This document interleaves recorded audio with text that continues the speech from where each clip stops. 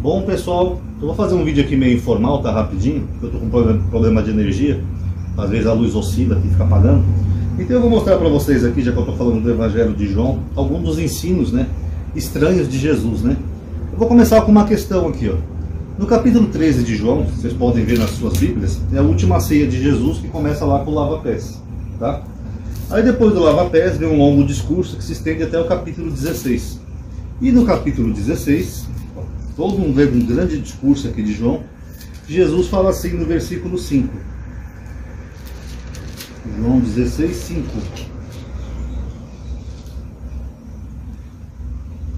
Agora, porém, vou para aquele que me enviou, e nenhum de vós me pergunta para onde vais? Então Jesus, depois de um longo discurso, ele fala, poxa, eu estou falando para vocês que eu vou para aquele que me enviou, para o Pai, e nenhum de vocês me pergunta para onde vais? Tipo dando uma bronca nos apóstolos, né? Só que os apóstolos fizeram isso, em João 13, 36. Quer ver? Simão Pedro lhe disse, Senhor, para onde vais?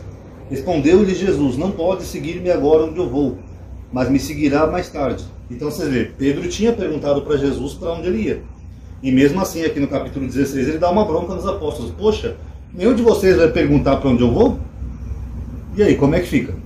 Esse Jesus, ele é bipolar, ele é esquizofrênico, ele tem algum probleminha? Porque Pedro fez a pergunta segundo o próprio Evangelho de João. Aqui em João 12, pessoal, tem algumas coisas meio estranhas, tá? Vamos até o capítulo 12. Eu vou começar do versículo 24. Jesus diz assim, ó, em verdade vos digo, ó, duas vezes verdade. Se o grão de trigo que cai na terra não morrer, permanecerá só. Mas se morrer, produzirá muito fruto. Alguém entende essa analogia aqui, pessoal? Quer dizer que se um grão de trigo cair na terra e ele não morrer, ele vai crescer e vai multiplicar. Você vai ter um pé de trigo. Mas segundo Jesus, não. Se ele não morrer, ele vai ficar sozinho. Agora, se o grão morrer, ele vai produzir muito fruto. Alguém já viu alguém produzir fruto de um grão morto? Meio estranho nessa analogia dele.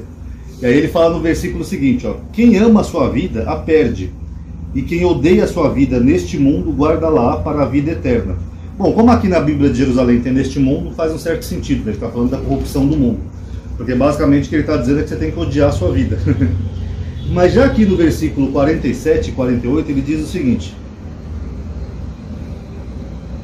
se alguém ouvir minhas palavras e não as guardar, eu não as julgo.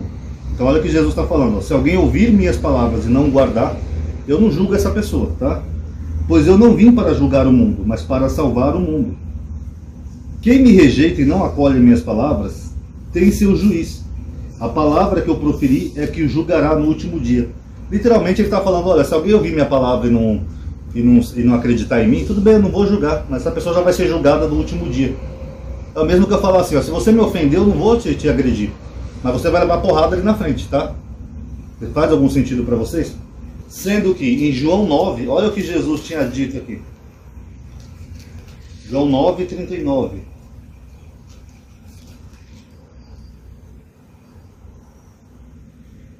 Então disse Jesus, eu vim a este mundo para juízo. Ué, como é que ele falou que não veio julgar ninguém? Ele veio ou não veio julgar as pessoas? Aqui a Bíblia de Jerusalém coloca um pouquinho diferente, tá? Aí ele fala assim, ó, para os que não veem, vejam, e os que veem, tornem-se cegos. Mais uma metáfora estranha dele. Aí alguns fariseus que se achavam com ele ouviram isso e lhe disseram, acaso nós também somos cegos? Aí respondeu Jesus, se fosseis cegos, não tereis pecado. Mas dizeis, nós vemos, vosso pecado permanece. Então Jesus fala que se eles fossem cegos, eles não teriam pecado nenhum. Sendo que esse capítulo 9 de João, ele começa aqui com o cego de nascença. Onde no entendimento da época, eles achavam que o cego, ou alguns dos pais dele, tinham pecado por ele ter nascido cego.